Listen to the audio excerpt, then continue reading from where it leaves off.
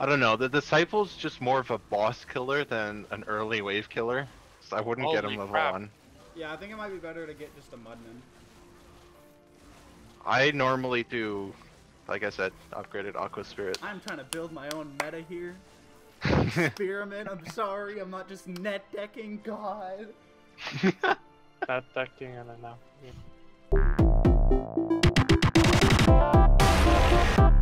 Hello everyone, TimeToGrind here, and today I wanted to give you a little sneak peek early access look at Legion TD2. Now, right now it is an extremely early alpha. The alpha just just started where they were sending keys out to people and stuff like that, and it is extremely early in development right now. Right now, the alpha key you get, it pretty much opens up the game, and all you can do is go into custom games and play the game. There's no skins, there's no it's very bare bones. It's just the core gameplay, and that's all the game is right now. But if you don't know what Legion TD2 is, there was an original, for Warcraft, there was a mod called Legion TD, and it's pretty much a 4v4 tower defense.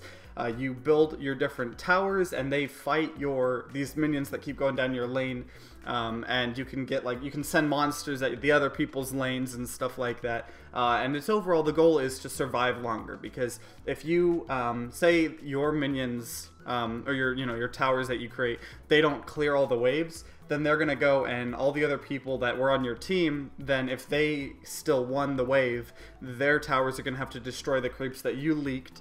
And if no one can, they're going to hit your king, and if your king dies, you lose. So the overall goal is to survive longer than the enemy team. And it's really interesting because, normally tower defenses are single player or at the most 1v1. This is 4v4, and it's really fun. And so there's 4 different classes, and they all have their own set of towers and strategies and stuff like that. And the devs have said something about them wanting to have around 10 different towers, but that's going to be, post-launch and stuff like that. But right now there's only the 4. But there's just a ton of different strategies, because there's 6 towers on each class, and on top of that they can all get upgraded numerous amount of times and stuff like that, and how you create the formation is really big. But it's a really fun game, and a game's gonna be good when you play the very early alpha, and the alpha core gameplay itself is just extremely fun. But overall, like I said, it is super complex because each class has hundreds of different strategies, and you can combine the strategies with your teammates. So if you're playing the Mech class and your other teammates playing an Elemental class, you might be stronger at certain waves than they are, so you can communicate about all that stuff. And so, like I said, the alpha is just pretty much the custom games. There's no cosmetics or anything like that, obviously. It's just the core gameplay. And there were some bugs, obviously, because it's super early alpha, that were frustrating. And I was going to talk just a little bit about them, that way they could maybe be fixed, and just kind of explain that there is some bugs. Obviously, it's super early in alpha, but 8 hours before I made this video, there was a pretty big patch that just fixed so many bugs. Obviously there's still some, it's still really early alpha. I think the #1 bug that me and my friends get frustrated with is the pathing on your towers and on the enemies. So, because sometimes you'll have an enemy creep that just just completely ignores your tank, and it just goes straight for your high DPS archer that has no health in your back line, and you're just like, but I set up 3 tanks in the front, why didn't you attack them? And also, it can go the other way around. Sometimes you have your towers just not even attacking, there's the butcher for the undead people, and sometimes constantly he will just not attack, and he has lifesteal, and he gives lifesteal to people around him, so it's important for him to be attacking because he gets more health, but sometimes just doesn't attack. So I'm not a programmer, I don't know why that's happening, it just is happening. It can be kind of frustrating. So that's one little bug, but obviously early, super early alpha, so you got to kind of get used to that. But it's really fun. And the one thing that the devs have pretty much said are finished, the only things that are finished are the creature models, the tower models, the animations, and the sounds for those. And obviously they can change, but everything else is pretty much not finished yet, so they're going to keep on just updating stuff like that. And the devs are really listening to all of the feedback they get. They have a Discord server that's pretty active, and they're just constantly interacting with the community. They're constantly asking, what do you think is about, do you think this tower is too strong? Do you think this wave is too strong or too, and there's constantly, so the huge update that fixed a bunch of bugs, it also was a really big balance update.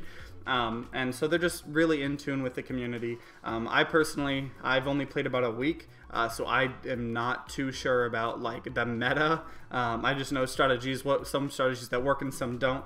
But it's just nice that they're talking to the community like that. But overall, when the game itself comes out or in early access, it's going to be around $20, and they've said that there will be no pay to win at all. So in my mind, that means that there's not you can't, all the classes will be unlocked for free. You know, everything will be just there, and the only thing they'll monetize by will be like cosmetics and stuff like that. And originally it was going to be free to play, and I really wish it had been free to play, not because I don't want to have to pay for the game, but because I feel like, as in like small little indie game like this, as good as it is, it's going to be hard to get in people if it costs money. And $20 is a decent amount. I personally think $15, if they want to charge for it, I think $15 would be a lot better. But, you know, I understand why they have reasons to not do free-to-play anymore. But I feel like they should, but I understand that they don't want to, or that, you know, they wouldn't make that much money. But I think $15 would be a lot better. But that's kind of completely different topic for another video. But, you know, the main thing here is that they said there's not going to be any pay to win. So in my mind, that means, you know, all classes will just be unlocked from the start. All towers, you know, there won't be like upgrades that you have to like buy or anything like that. You know, it's just going to be, you know, all that, and they monetize the cosmetics, which is really nice. And the devs were really awesome. They gave me 4 keys, and then I was like, hey, you know what, we want to test these 4v4s, and they, you know, got me some more. So I have had time to play full 4v4s with real people, so not bots and stuff like that. And it's really, really fun, and we're going to continue playing just because it's super fun. But we do have some suggestions. You know, we've played for about a week, so all of us have our own little suggestions, but we've pretty much come together with this list of suggestions if the devs are watching this video. Overall, number one thing is fix the pathing. I know that's something you guys are already aware of, most likely, but I personally, the only other Legion TD experience I have was the Dota mod in, like, Dota 2 mod for Legion TD.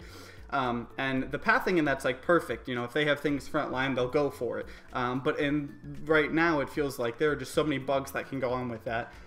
So just obviously try to fix that. But that's just a bug kind of thing. I'm assuming that was already on their radar. Another thing I think we all just agreed on was the upgrading system. So when you can, you know, a lot of the towers, or all of the towers pretty much, you can upgrade them. But a lot of them, they only have one single upgrade, and you can only have one choice, so it's just a single upgrade. But like in Dota, a lot of the towers, it was like you can upgrade this to 3 different things, and then each of those 3 different things can upgrade into 2 different things. And it was like this kind of tree and path. But right now it feels like, oh yeah, this basic unit, he can, you know, the skeleton, he can upgrade into 3 different people. But then everyone else, it's like upgrade, you have one choice of an upgrade, or maybe 2 choices of an upgrade, but then that's it. I wish there was more paths and the upgrade tree was longer, just because it would, you know, make it would just make the whole game a lot more complex and in-depth, because there'd be even more steps to the strategy and stuff like that. So it would just add a tremendous amount of new depth. Another thing is, this is kind of a personal opinion, and I'm not 100% sure on this, but in the Dota Legion TD mod, you could see your enemies' lanes. You just couldn't see what they were sending.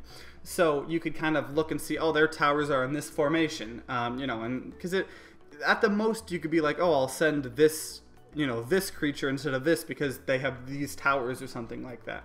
But overall, you sending stuff isn't a super important thing at all. Like, it's more about surviving longer than your enemies rather than killing them, if that makes any sense. But there's a console right now, and we've pretty much always been playing with the map hack console command on because we like seeing each other's like lanes and towers.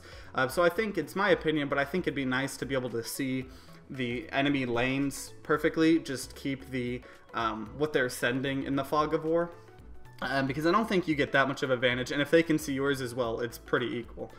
Another thing, that I'm sure that they were kind of working on this, but the bots, at least make them better or have a difficulty setting, because they're super inconsistent. Half the time they'll instantly lose just by creating, you know, like one of the worst unit on this wave, and then they'll just build workers, and they just lose because they leak every wave. Or leak every wave. But then other times they just do this really good strat and they make it to wave 18. So I think making a difficulty setting for the bots would be cool, because then you could actually make them as consistent as you want them to be. Another suggestion we had is to maybe bring back the bonus like PvP round. Now, we know that it was originally planned for the game and they removed it for a bunch of different reasons. And I agree, like in the Dota version of it, the PvP round was very weird and awkward, and I honestly didn't like the way it was. But I really like the concept of the PvP round.